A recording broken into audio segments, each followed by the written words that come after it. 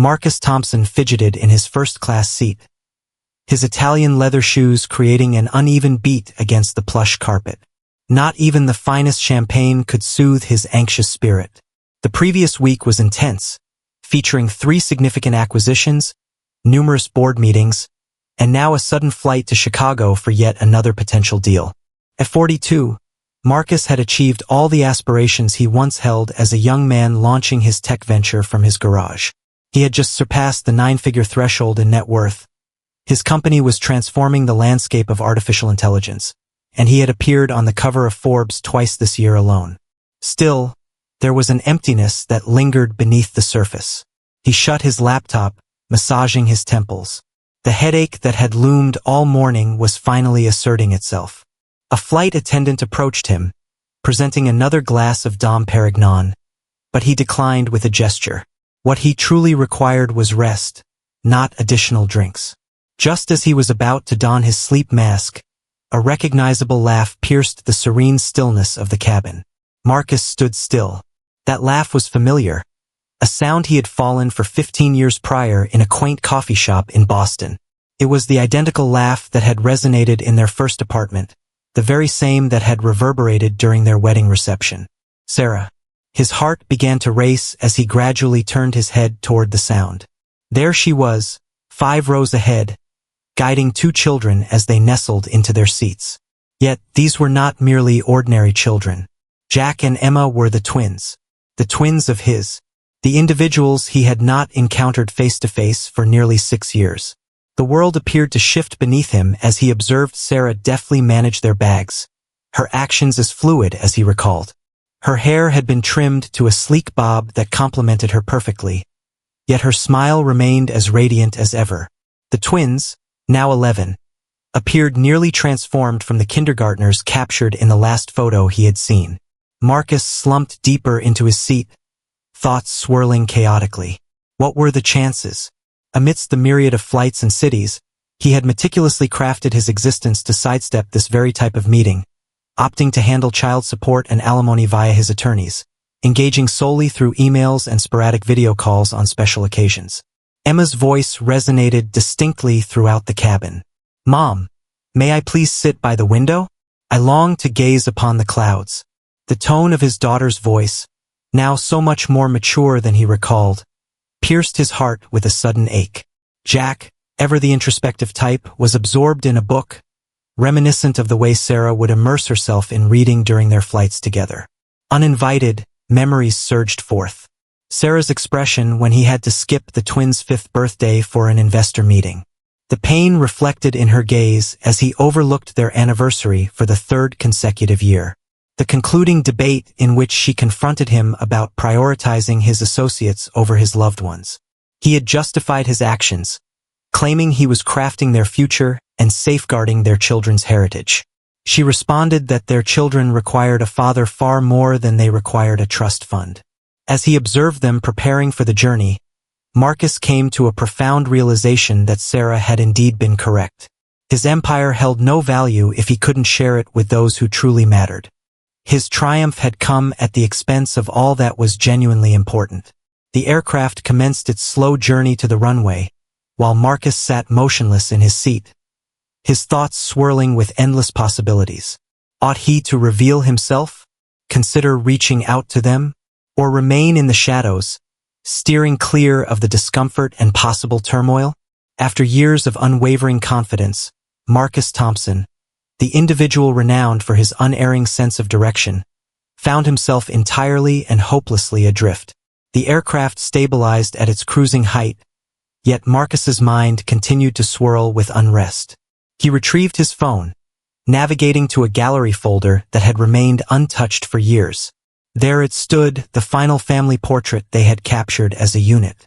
6 years ago on Christmas morning, the 5-year-old twins, clad in their identical pajamas, sat amidst a sea of shredded wrapping paper.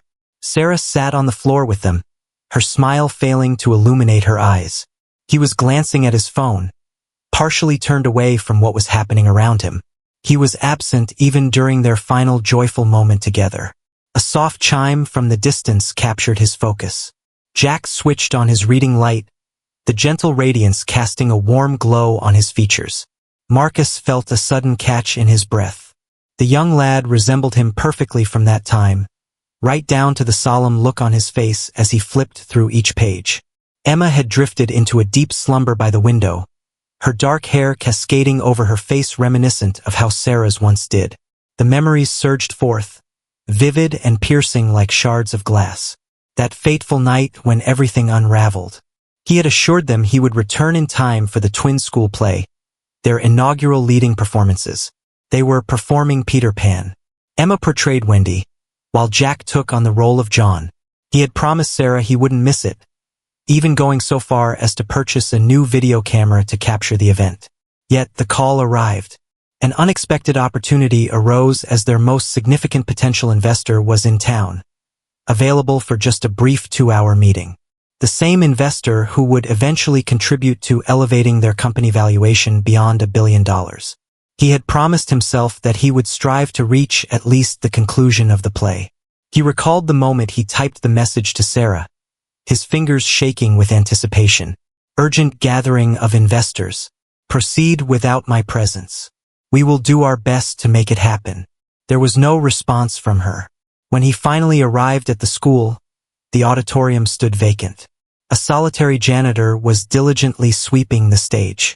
He had navigated the road home, mentally crafting explanations, justifications, and vows to atone for his actions. As he stepped through the threshold, the silence enveloped him, striking with the weight of a tangible presence. Sarah sat at the kitchen table, her dress from the play still draping elegantly around her. 2 paper plate awards, one for Best Wendy and the other for Best John, rested in front of her. The twins had settled into their beds for the night. They continued to glance at the door. She murmured softly, avoiding his gaze. Each time it opened, their gaze would be drawn to it, until they ceased to gaze at all. He began to elaborate on the investor, the opportunity at hand, and the promise of a secure future. Yet Sarah had merely risen, set the paper plate awards before him, and declared that their future was tonight.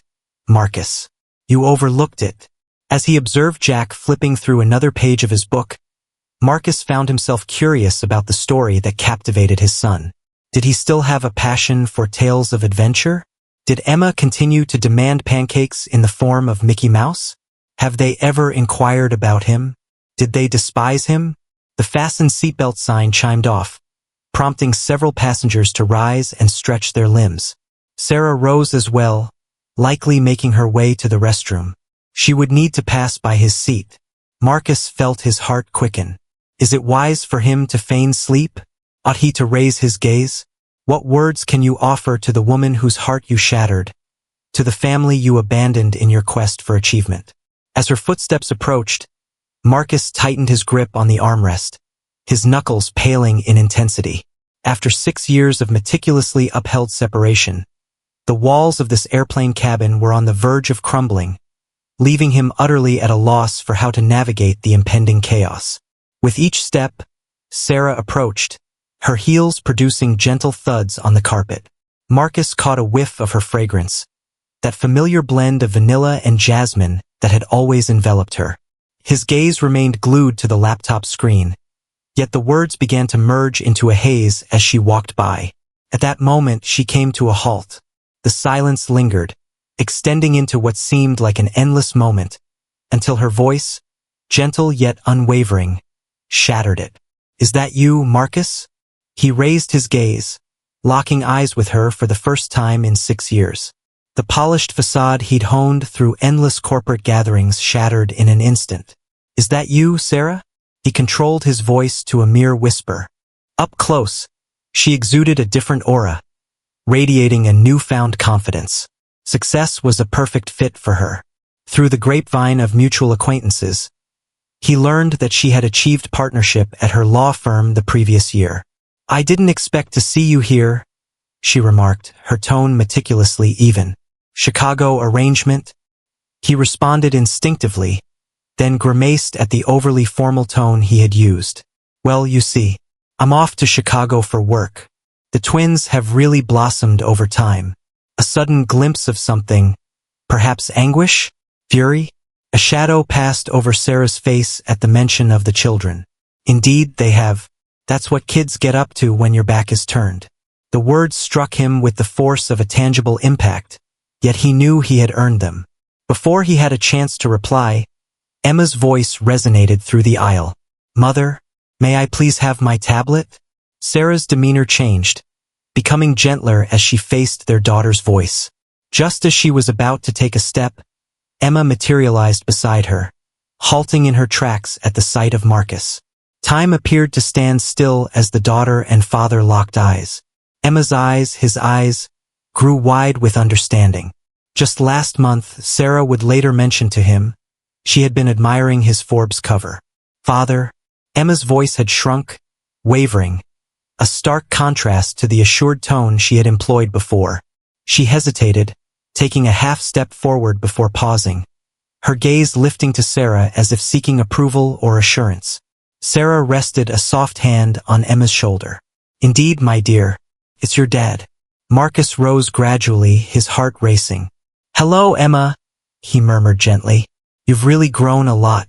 Emma's lower lip quivered ever so slightly. "I'm in 6th grade now," she said, then added with a hint of accusation, "You missed my science fair. I secured the top position." "Emma," Sarah cautioned softly, yet Marcus simply disagreed with a shake of his head. "No, she's correct," he stated. "I truly missed it. I had overlooked many experiences." He crouched to meet Emma's gaze, conscious of the other passengers feigning disinterest. "I deeply apologize, my dear. Congratulations on securing 1st place.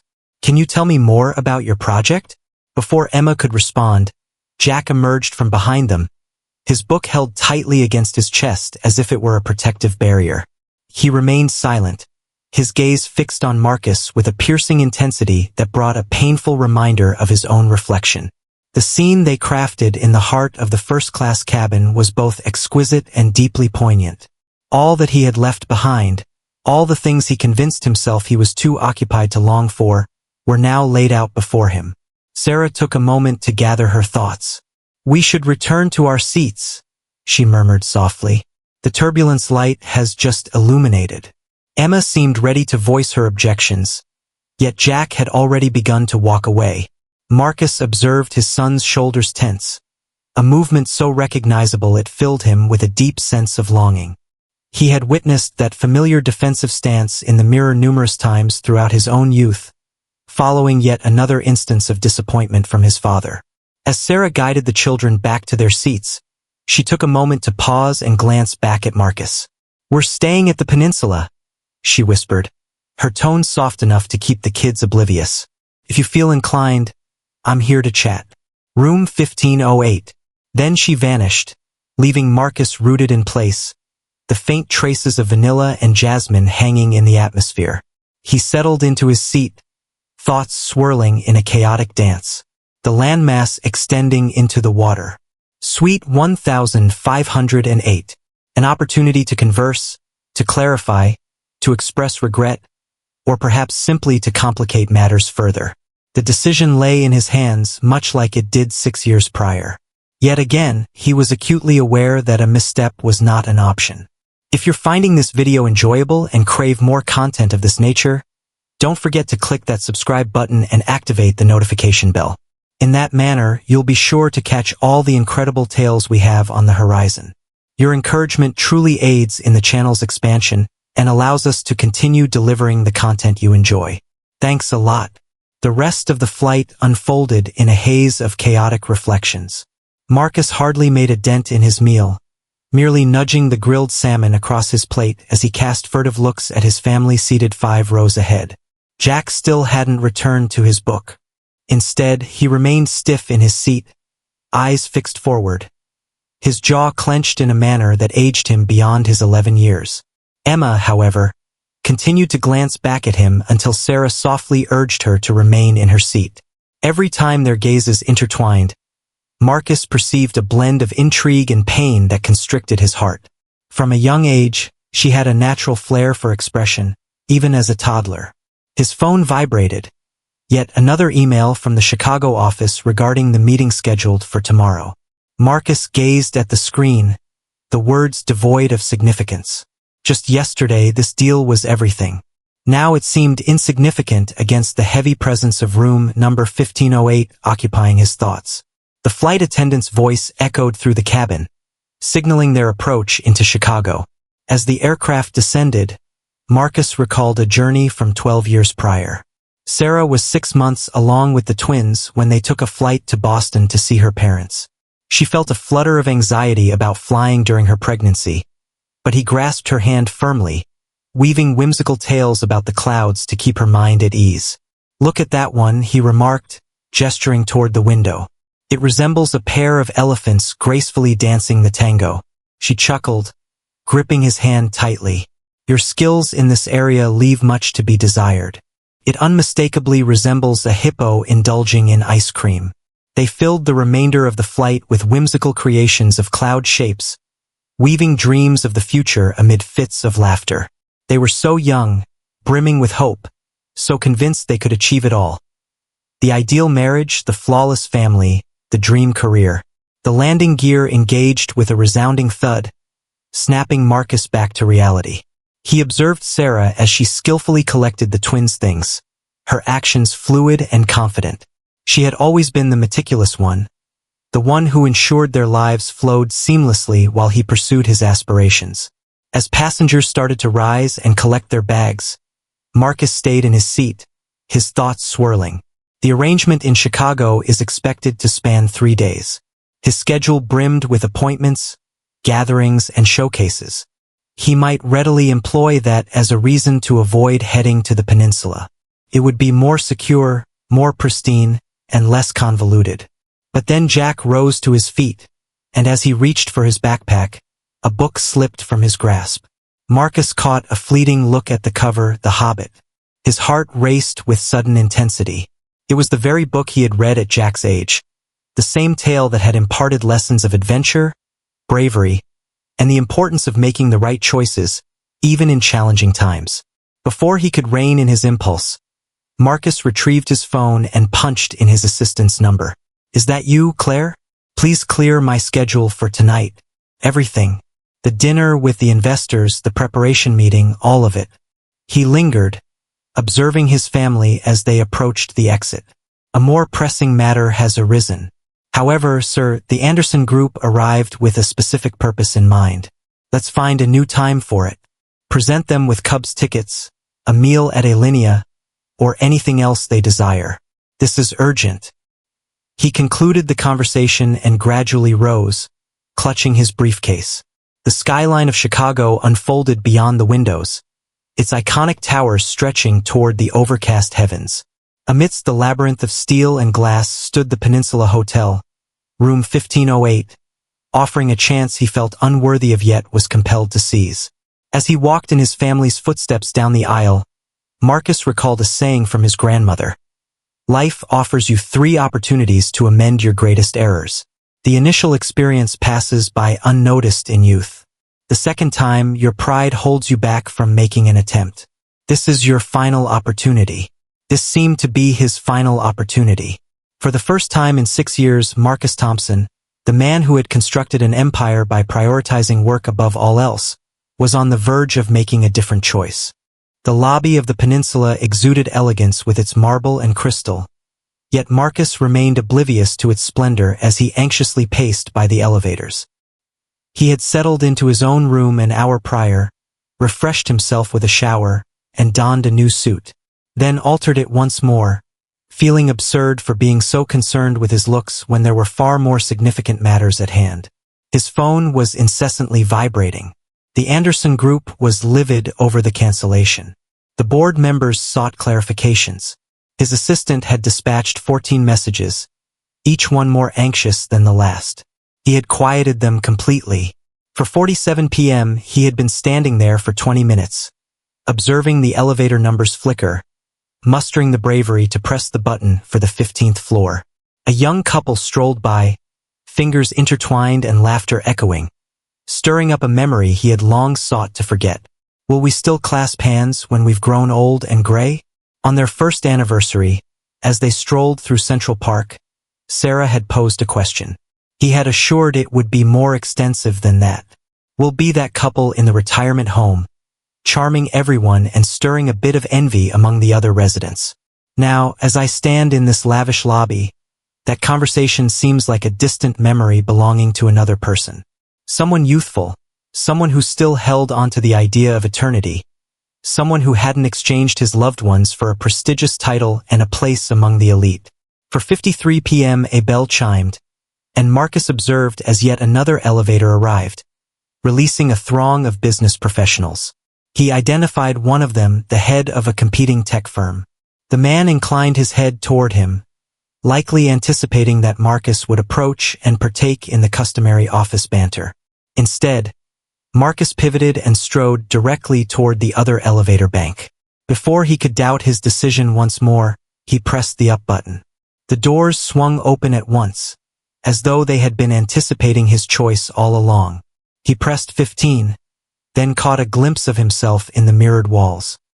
He appeared precisely as he was, a prosperous entrepreneur clad in a lavish suit. Yet beneath that refined surface, he experienced the same jitters as that anxious 26-year-old, on the verge of asking Sarah out for the very first time. The elevator came to a halt on the 12th floor. A woman entered with two young girls, likely about the same age as the twins. Their animated conversation about the film they had just watched filled the small space with palpable enthusiasm. Marcus observed them in the mirror, recalling how Emma would chatter endlessly about everything and nothing, while Jack listened with rapt attention, occasionally interjecting with quiet, contemplative remarks. The doors swung open. The woman and the girls took a left turn. Room 1508 is located to the right. Marcus remained motionless in the elevator, the soft ding pulling him back to reality and urging him to take action. With each step down the hallway, his feet grew heavier, the room numbers ticking away in his mind. 1516, 1514, 1512? At 1510, he caught it. Emma's laugh, soft yet distinct, accompanied by Jack's more subdued voice murmuring something that eluded his understanding. 1508. The numeral gazed back at him, shimmering gold upon the deep, rich wood. From within, he could perceive the stirrings, the echoes of existence unfolding beyond the threshold. Life had carried on in his absence for 6 long years. Marcus lifted his hand to knock, hesitated, and then let it fall back down, lifted it once more. Within the confines of his pocket, his phone vibrated again. Likely yet another frustrated investor, yet another chance for a $1 million breakthrough fading into the distance. For the first time in his journey, he felt indifferent. He contemplated the idea of turning back. He could retreat to his room, immerse himself in his tasks, and act as if this day had never occurred. It would be simpler, more secure, the route he had selected countless times in the past. He inhaled deeply, adjusted his tie with precision, and rapped his knuckles against the door. The noises within fell silent at once. Footsteps drew near. Sarah's understanding was instinctive. The handle twisted, and Marcus Thompson, a man who had confronted corporate raiders and navigated hostile takeovers with unwavering resolve, felt his heart freeze as the door slowly creaked open. The door swung open to reveal Sarah, clad in her travel attire, her hair still a bit damp from a refreshing shower. For a moment, they simply gazed at one another, the burden of 6 years suspended in the air between them. "You came," she said at last, a trace of astonishment in her tone. "I arrived," he reflected, then gently remarked, "I ought to have arrived much earlier." Sarah's expression softened a bit, but just as she was about to reply, Emma's voice echoed from within the room. "Mom, who could that be?" Then the sound of hurried footsteps echoed, and in an instant, Emma appeared, glancing around her mother's arm. Her eyes grew large with surprise. "Dad, you actually showed up?" The authentic thrill in her voice left Marcus feeling a lump in his throat. In the background, Jack emerged in the doorway of what seemed to be the bedroom area, his expression inscrutable. "Care to step inside?" Sarah inquired with a sense of decorum, gracefully moving aside. The suite exuded spaciousness, featuring floor-to-ceiling windows that presented a breathtaking panorama of the Chicago skyline. Scattered across the coffee table were math worksheets alongside what appeared to be an incomplete English essay. As we were on the verge of ordering room service, Sarah kept shutting the door behind him. The twins are set for a competition tomorrow, so we arrived a day ahead of time as well. During the piano competition, Jack interjected, his tone soft yet resolute. At the Chicago Symphony Center, Marcus experienced the words as a visceral blow to the stomach. He had overlooked it. The twins had been immersed in piano lessons since the age of 4, yet this aspect of their lives had been overlooked in his relentless quest for achievement. That's incredible, he succeeded. Are both of you in the midst of a performance? Emma nodded with enthusiasm. I am immersed in the melodies of Chopin, and Jack is engaging with Bach. We have dedicated months to our practice. Will you be coming? The longing in her voice was overwhelming. Marcus cast a fleeting look at Sarah, who responded with a subtle nod. I'd like to, he expressed with caution. Is that acceptable to everyone? Jack finally left his position by the bedroom door and made his way to the window. Why now? He inquired, facing away from the room. What's the reason for appearing at this moment? The question lingered, weighted by 6 years of absence. Marcus inhaled deeply, aware that his response had the potential to alter the course of events significantly. He stated it plainly. I was wrong. I convinced myself that I was creating something significant, something that would provide you both with a brighter future. Yet, in truth, I was merely fleeing, escaping the responsibilities of fatherhood, avoiding presence, evading the fear of failing at the most significant role I will ever undertake. He approached the spot where Jack was standing, mindful to keep a respectful distance. I understand that I cannot compensate for the time that has slipped away. I understand that I may not be worthy of another opportunity. However, witnessing all of you today has made me understand that my achievements hold no value if I cannot share them with those who are truly important to me. Emma inched nearer to her brother, and Marcus noticed the glimmer of tears in her eyes. Sarah lingered by the door, her arms folded, yet her expression had grown even gentler. We ordered pizza, Jack announced abruptly, his gaze fixed on the window. Mom mentioned we could indulge a bit before the competition. Do you still enjoy pepperoni? The olive branch, though small and hesitant, was undeniably present. Marcus sensed the sting of tears welling up in his eyes. Absolutely, my friend. I continue to enjoy pepperoni. We got 2 pizzas, Emma exclaimed, her voice filled with excitement. Mom mentioned that we could enjoy a movie while having our meal. Perhaps you might consider staying? Marcus glanced at Sarah, who nodded once more, this time accompanied by a faint smile. He expressed a desire for that. I would truly appreciate that. As Emma hurried to retrieve the room service menu to present their options, Marcus locked eyes with Sarah. Hurt lingered, walls constructed over years of absence remained. Yet amidst it all, there was a flicker of hope, perhaps, or at the very least, the chance for forgiveness. The sun dipped below the horizon in Chicago, casting a breathtaking array of pink and gold across the sky. Within the confines of room 1508, a family, torn apart by aspirations and the void of presence, was beginning to navigate the delicate journey of reconciliation. If you're finding this video enjoyable and crave more content of this nature, don't forget to click that subscribe button and activate the notification bell. In that manner, you'll be sure to catch all the incredible tales we have in store for you. Your encouragement truly aids in the channel's expansion and allows us to continue delivering the content you cherish. Thanks a lot.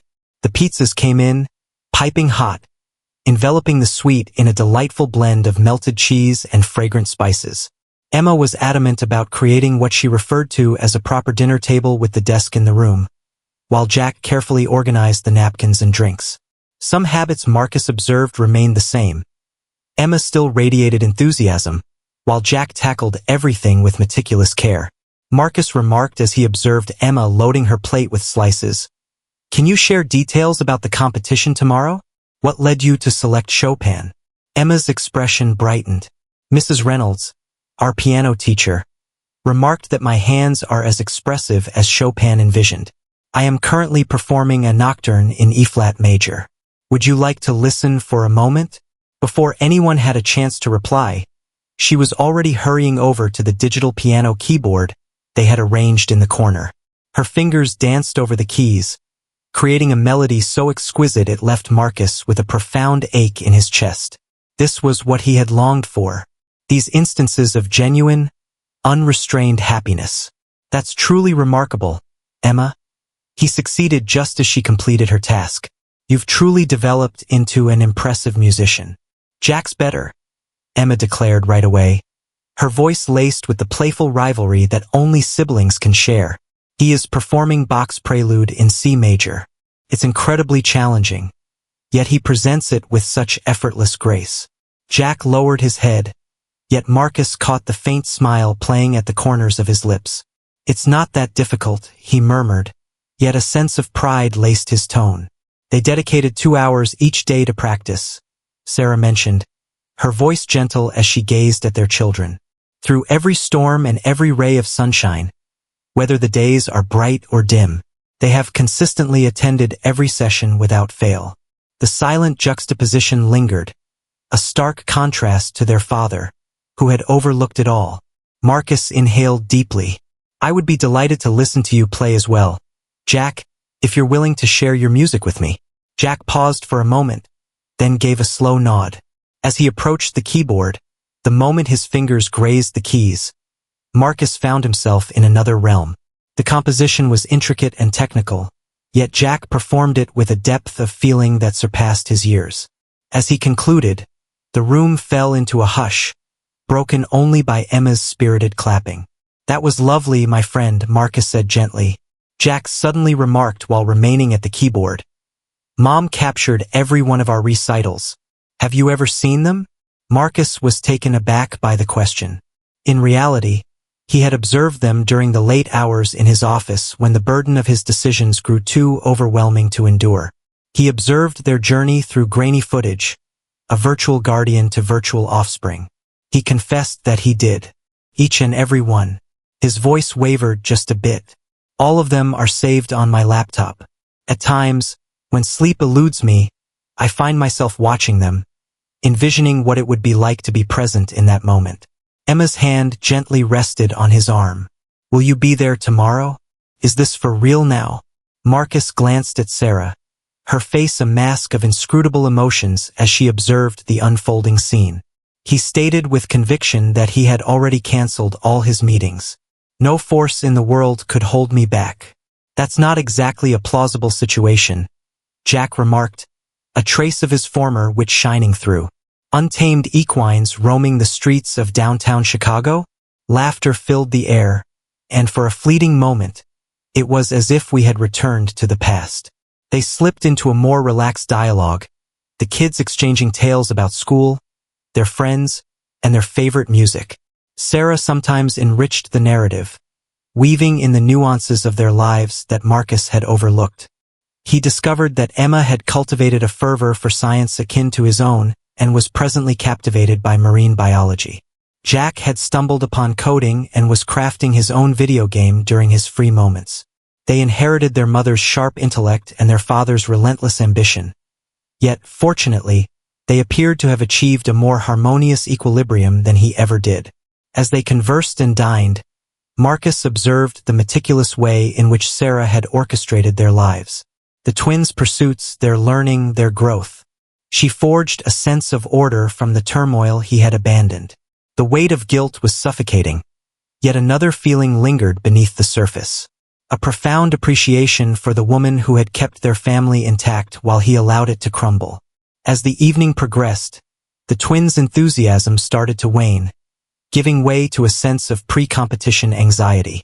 Emma stifled a yawn mid-sentence as she detailed her science project, while Jack's blinks stretched out, lingering longer between the pages of his book. All right, you two, Sarah said, seamlessly transitioning into her nurturing role. It's time to retire for the night. It's essential to ensure you're well-rested for what lies ahead tomorrow.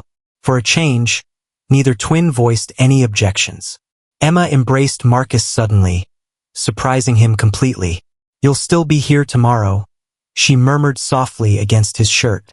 He vowed from the front row, his voice thick with feeling. I can't wait for it. Jack's farewell was understated. A subtle nod and a soft night, Dad. Yet it exceeded what Marcus had ever imagined. While Sarah assisted them in preparing for sleep, Marcus lingered by the window, observing the city lights twinkle against the deepening twilight. After a span of 20 minutes, Sarah made her way back to the main room. "They're asleep," she murmured, stepping quietly to his side at the window. "Emma is likely to be awake for a good part of the night, thrilled that you're here, but at least she's settled in bed for now." The stillness enveloping them was thick with things left unsaid. Marcus caught a whiff of her perfume once more, evoking a flood of memories from countless serene moments just like this. "What was the reason for your invitation to come up here, Sarah?"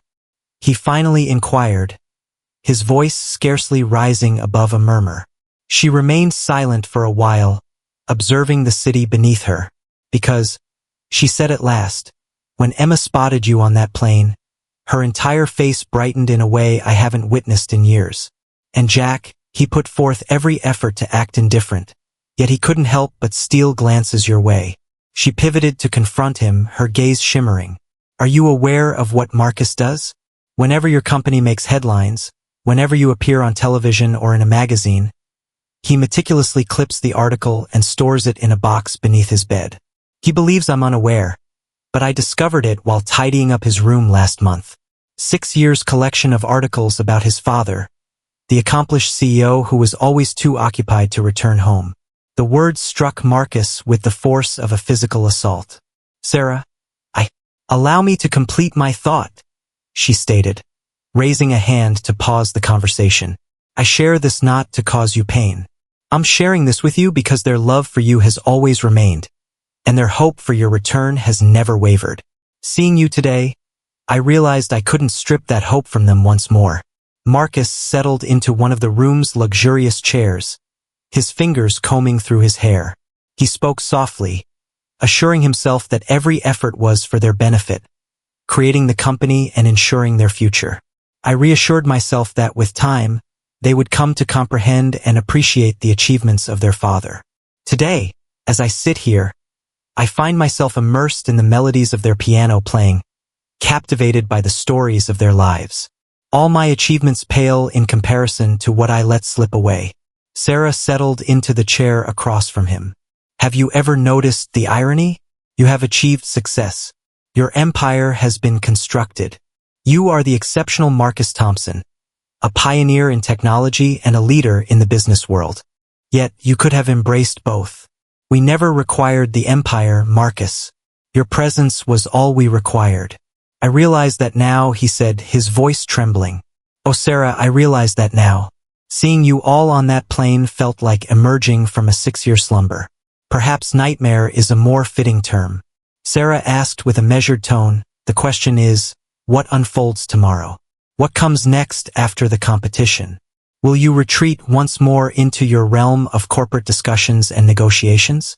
If that's the case, please let me know right away. I refuse to allow them to suffer once more." Marcus leaned in, locking his gaze with hers. "I long to re-enter their lives once more. Genuine involvement, beyond mere financial contributions and occasional greetings. I understand that I may not have earned another opportunity, but if you allow me, I would like to make an effort. I will do everything in my power to ensure it succeeds this time." "Those are merely words, Marcus. They've echoed in our ears time and again. Allow me to demonstrate through my actions, commencing tomorrow at their contest, and each day following, for however long it requires to regain their confidence. To regain your confidence." The morning unfolded gently, as the soft glow of dawn illuminated Lake Michigan. Marcus had hardly closed his eyes in his own room 2 floors below, his thoughts swirling with the conversation he had with Sarah and the challenges that lay ahead. At 7 a.m., he returned to room 1508, gently tapping on the door while balancing a tray filled with coffee and hot chocolate from the hotel's cafe. Sarah swung the door open, her attire a sharp navy blue blazer paired with a sleek pencil skirt. She recalled, her gaze lingering on the hot chocolate, a subtle smile playing on her lips. Since the twins' inaugural recital, indulging in hot chocolate on competition day had become their cherished tradition. The suite buzzed with an electric tension. Emma was immersed in her practice at the desk, her fingers gliding through the motions as she silently articulated the notes. Jack settled onto the couch, legs crossed, eyes shut, headphones on, immersing himself in the final playback of his composition. "Mother, my hair just won't cooperate," Emma exclaimed abruptly, interrupting her quiet rehearsal to tend to her meticulously styled dark locks. "I've got it, sweetie," Sarah replied, but Marcus moved closer. "May I?" he inquired with a hint of uncertainty. "I once had a knack for this."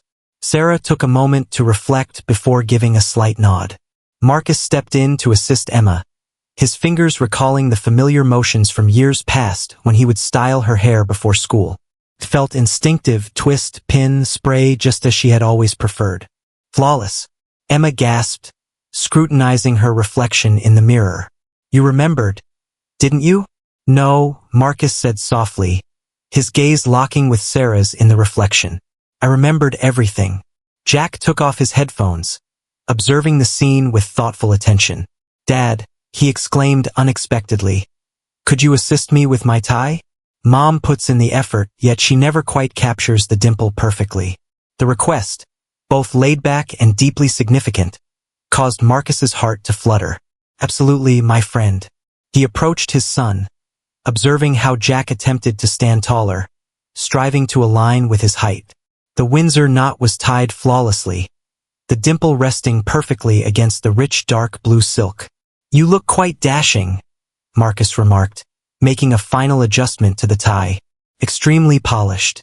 "Similar to you," Jack responded softly, and Marcus felt the urge to hold back unexpected tears. Sarah prepared to speak. "It's time for us to make our way down. A vehicle is expected to arrive in 10 minutes to transport us to the Symphony Center." As they collected their belongings, sheet music, competition numbers, Emma's emergency hair supplies, Marcus's phone vibrated with a buzz. An ultimatum had been dispatched by the Anderson Group. He either attended the rescheduled meeting this morning, or they chose to pursue other options. Countless opportunities for revenue are at stake. Marcus switched off his phone, barely glancing at the entire message. As the elevator ascended, Emma's anxiety bubbled to the surface. What if I make a mistake? What happens if I overlook the central part? What if? "Hey," Marcus interjected softly, lowering himself to her height. "Do you recall our words before your initial performance?" Emma's eyes grew large with surprise. "The enchanting phrases." He affirmed, "the enchanting phrases. Do you want to say them at the same time?" With enthusiasm, she nodded, and together they recited in harmony. Melody flows from the soul, transcending mere technique. When your passion drives you, your actions will align. Sarah's breath hitched, and even Jack couldn't help but smile slightly. Those words had been uttered before every performance, until Marcus ceased attending the recitals. He was unaware that they had ceased using them after his departure. The hotel's elegant black car awaited outside, exuding sophistication and professionalism. As they got comfortable, Marcus observed Jack's hands trembling a bit as he held onto his sheet music. "Jack," he murmured gently, "would you care to listen to the enchanting words as well?" Jack paused for a moment before giving a slight nod. Together, the father and son murmured the well-known phrase, and Marcus observed as a bit of the tension eased from Jack's shoulders. As they navigated the bustling morning traffic of Chicago on their way to the Symphony Center, Marcus observed his family. Sarah was engrossed in the competition schedule, Emma was rehearsing her hand movements in the air, and Jack gazed out the window, his expression reflecting a newfound tranquility. After 6 long years, he found himself precisely in the right place. The Chicago Symphony Center thrummed with anticipation as aspiring musicians and their families gathered in the storied hall. Emma held her music folder tightly against her chest, her eyes sparkling with wonder as she absorbed the intricate architecture and shimmering crystal chandeliers. Jack kept his calm facade, yet Marcus observed him tapping his foot in that familiar anxious rhythm passed down from his father. Thompson, Emma, and Jack? Coordinator arrived, clipboard in hand. You find yourself in the green room alongside fellow performers. Parents may now find their seats in the auditorium. Emma's hold on her folder grew firmer. Mom typically accompanies us to the green room, she remarked, a quiver in her voice. Naturally, the coordinator beamed. Only one parent is permitted. Just as Sarah was about to make a move, Jack interjected. Father could join as well. He has never laid eyes on the green room before. Sarah and Marcus shared astonished glances. That decision rests with the coordinator, Sarah replied thoughtfully. The coordinator looked back and forth between them, perceiving the weight of the request. Certainly, we can bend the rules this time. Both parents may join them for a brief moment. The green room exuded elegance, featuring plush velvet couches and a stunning grand piano, where several contestants engaged in their final moments of practice. Photographs of famous pianists lined the walls, their faces seeming to watch over the nervous young musicians. Emma Thompson, another coordinator, called out, "You're on in 3 performers?" Emma's face went pale. "I don't think I can do this," she whispered. "There are so many people out there." Marcus knelt beside her chair. "Hey, remember this morning? Where does the music come from?" "The heart," she responded instinctively. "Indeed, your heart is brimming with melody, Emma. I've always been aware of it, even in my absence. You can do it." Sarah approached, gently caressing Emma's hair for a final touch. "Your father is correct, dear. Simply approach it as you would in your own space. It's like those moments when you're rehearsing in your pajamas. Hair all messy," Jack remarked, prompting a soft chuckle from his sister. Emma inhaled deeply, straightening her posture. "Understood. I am prepared." Marcus assured us that we would be seated in the front row. "If you find yourself in need, simply seek us out." As Emma was escorted away to get ready for her debut, Jack's name echoed through the air. He was set to take the stage 2 slots after his sister. The boy's serene exterior finally showed a hint of vulnerability. "Father," he murmured softly once Emma was beyond hearing. "Did you actually take the time to watch all of our recital videos?" "Every single one," Marcus replied with sincerity. "I understand it can't replace my absence, but I always cherish the moments of watching you perform, even if it's only through a screen." The composition by Bach. "I've observed you rehearse it 15 times. Jack's eyes grew a touch wider. "Did you keep track?" "I tallied up all the things I overlooked, my friend. Each recital, each performance, each milestone. I maintained my awareness because, despite my absence, my concern never wavered." Sarah observed the interaction with an expression that Marcus found difficult to decipher. Yet there was a newfound gentleness in her eyes that he hadn't noticed previously. The initial strains of the performance wafted in from the auditorium, just as Emma began to lose herself in thought. Jack adjusted his tie, the one Marcus had assisted him with, and remarked, "We ought to head to our seats. Emma is going to lose it if she can't spot us in the crowd." As they approached their seats, Marcus sensed his phone vibrating once more in his pocket. He sensed, without needing to verify, that it would pertain to the Anderson deal. 6 years ago, he would have exited to answer that call, assuring a timely return while secretly aware that he likely wouldn't make it back. Today, he switched the phone off entirely. They took their places in the front row just as the current performer wrapped up their act. Sarah nestled between them, and as the applause faded, she leaned in and murmured, "Thank you for being here," truly experiencing this moment. Just as Marcus was about to reply, the announcer's voice echoed throughout the hall. "Up next, we have the talented Emma Thompson, age 11, who will be enchanting us with her rendition of Chopin's Nocturne in E-flat major." Marcus observed his daughter step onto the stage, her blue dress shimmering under the spotlight. She appeared diminutive beside the imposing grand piano, yet as she settled onto the bench, he noticed her silently reciting their enchanting phrases. As her fingers grazed the keys, the universe appeared to pause in anticipation. The opening notes of Chopin's Nocturne resonated through the concert hall, both fragile and assured. Emma's delicate fingers danced over the keys, producing notes that resonated with an unexpected clarity, showcasing a talent beyond her years. Marcus experienced a constriction in his chest as the music crescendoed. This transcended mere play. It was a narrative woven through melodies. From his seat, he could observe Emma's profile, her face calm and focused. She wasn't the little 5-year-old struggling through Twinkle Twinkle Little Star anymore. She had become an artist in her own right, painting emotions with sound. Halfway through the piece, Emma glanced toward them. Their eyes met for just a moment, and Marcus saw her smile slightly, her confidence visibly growing. The music took on an even warmer tone, as if his presence had somehow made the notes glow brighter. Sarah reached for his hand unconsciously, just as she had done at every recital they'd attended together in the early years. When he squeezed back, she didn't pull away. As Emma played the final passage, the entire audience seemed to lean forward in their seats. The last note hung in the air like a suspended drop of gold. And then, silence. Perfect, breathless silence before the audience erupted in applause. Emma's face broke into a radiant smile as she stood and curtsied. Marcus was on his feet before he realized it, clapping until his hands hurt. He could see tears in Sarah's eyes, matching the ones he was trying to hold back. But there was no time to dwell on Emma's triumph. Jack was up next. As Emma made her way off stage, Jack was being led to the wings. They passed each other with a quick high five, a gesture so natural and supportive that it made Marcus's heart swell with pride. And now, the announcer's voice returned, Jack Thompson, also age 11, performing Bach's Prelude in C major. Jack walked onto the stage with measured steps, every movement deliberate and controlled. Where Emma had been all flowing emotion, Jack was precision and focus. He adjusted the bench with mathematical exactness, placed his hands on the keys and began.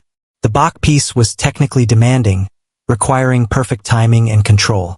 But Jack played it with a maturity that transformed the technical exercise into something profound. Each note was crystal clear, each phrase perfectly balanced. Marcus watched his son's face, seeing his own determination reflected there, but tempered with something he himself had always lacked, peace.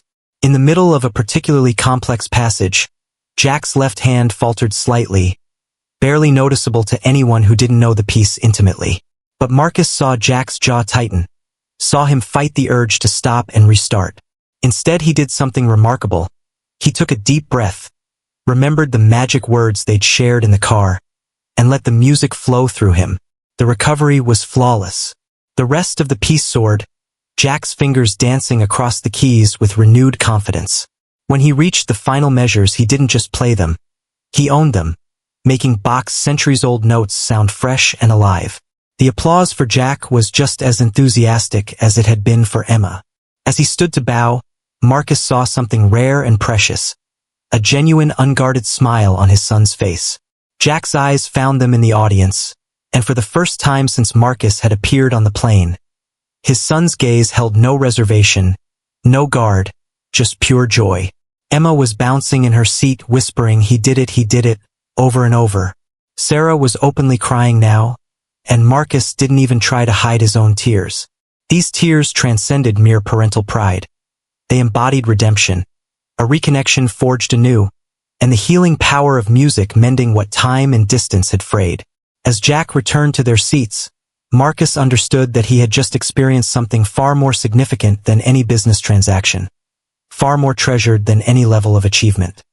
He had witnessed his children radiate, not merely as entertainers but as their true selves. And he had truly been present, witnessing it unfold before his eyes. The awards ceremony took place in the grand reception hall of the Symphony Center. Emma and Jack stood side by side, their competition numbers still affixed to their attire, anticipation hanging in the air as the judges readied themselves to reveal the results.